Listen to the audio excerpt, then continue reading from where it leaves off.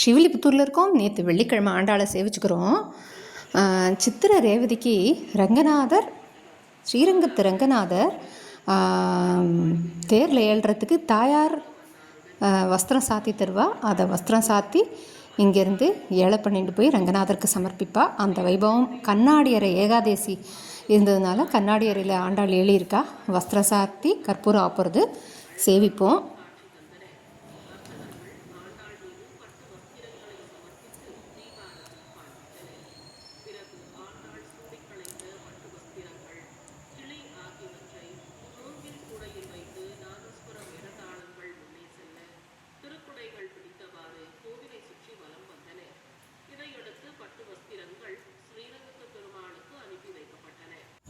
சித்திரை ரேவதிக்கு ஆண்டாள் மன்னார் 2 பேரையும் சேர்ந்து சேவிக்கிறோம்.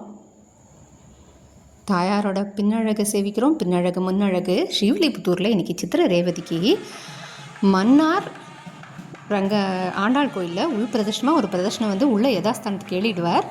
தாயார் ஒரு பிரதர்ஷனம் வந்து இந்த ரங்கநாதர் குரட்டில் ஏழி ரங்கநாதர் பாட்டாக சேவிப்பா. இன்றைக்கி திருவாராதனம் இவ்வளோ ஒரு மோசமான திருவாராதனம் சேவிச்சதுலேன்னு என்னை திட்டாதீங்கோ. தாயாரை எல்லாரும் அனுபவிக்கணும், எல்லாரும் சேவிக்கணுங்கிறது அடியேனோட ஆசை. இந்த இடத்துல இப்படி இருந்திருக்கும், எல்லாரும் அனுபவிச்சிருப்பா அப்படிங்கிற ஒரு சின்ன ஒரு ஆசை, அவ்வளோதான். வேறு என்னால் எதுவும் பண்ண முடியல.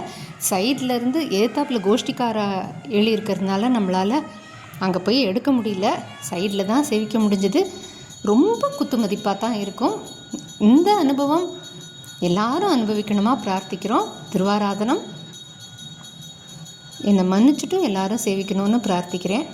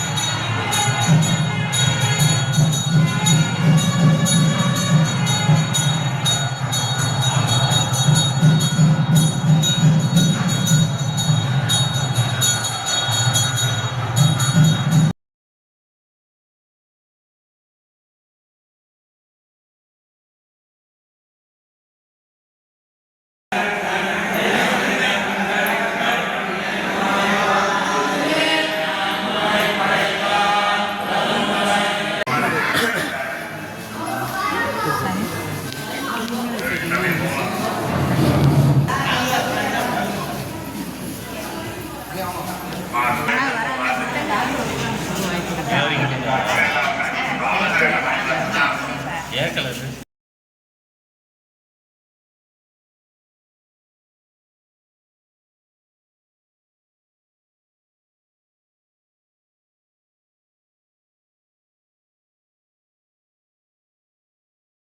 லட்சுமி நாராயணன் சன்னதிக்கிட்ட இருக்குது இந்த ரங்கநாதர் கொரடு.